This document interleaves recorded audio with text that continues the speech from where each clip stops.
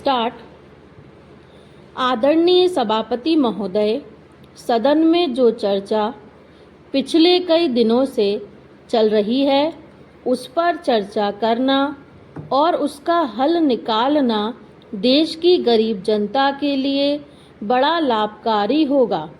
नई सार्वजनिक वितरण प्रणाली में मोटे अनाजों के वितरण का कोई जिक्र नहीं है, केवल गेहूं चावल की बात कही गई है।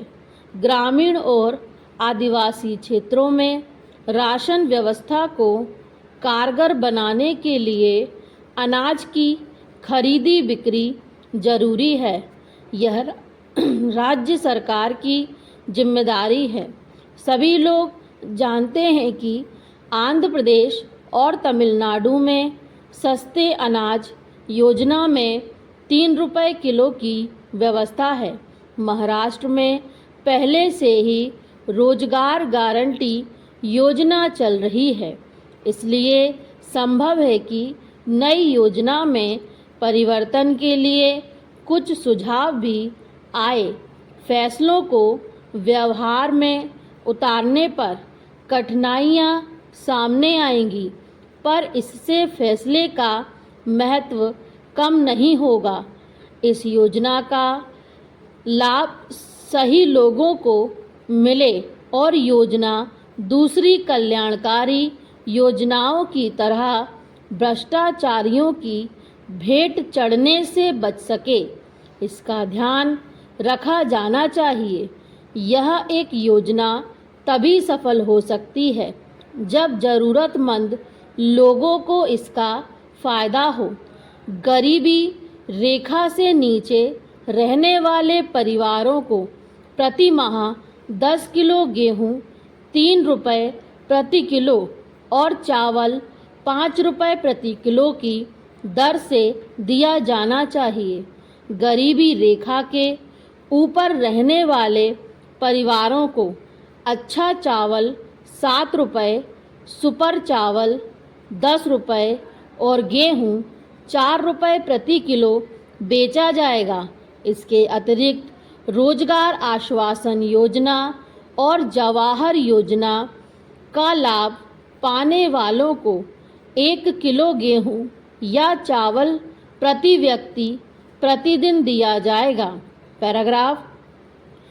उल्लेखनीय है कि नई सार्वजनिक वितरण प्रणाली व्यवस्था की सफलता पुरानी प्रणाली के दोषों को दूर किए बिना संभव नहीं हो सकती है।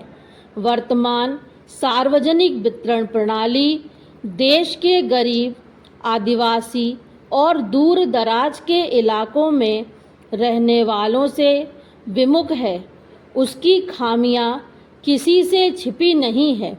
जांच में यह जानकारी प्राप्त हुई है कि कई राज्यों के देहाती इलाकों में कुल राशन का मात्र 1 से 3% ही उठ पाता है।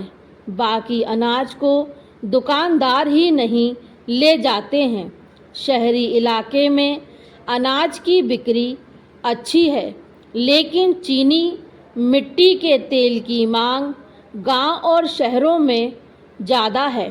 प्रश्न उठता है कि सिर्फ 10 किलो अनाज सस्ती दर पर देने से गरीबी की समस्या हल हो जाएगी। हर परिवार को बाकी चीज़ों के लिए बाजार की कीमतों पर निर्भर रहना पड़ेगा। इतना ही नहीं, मौजूदा प्रणाली की असफलता का कारण यह है कि गरीब मजदूर और आदिवासी लोग कभी भी 1 महीने का राशन नहीं ले सकते हैं, क्योंकि उनके पास एक साथ इतना पैसा नहीं होता। जब उनके पास पैसा होता है तो दुकान पर राशन नहीं होता, और जब राशन होता है तो उनके पास पैसा नहीं होता।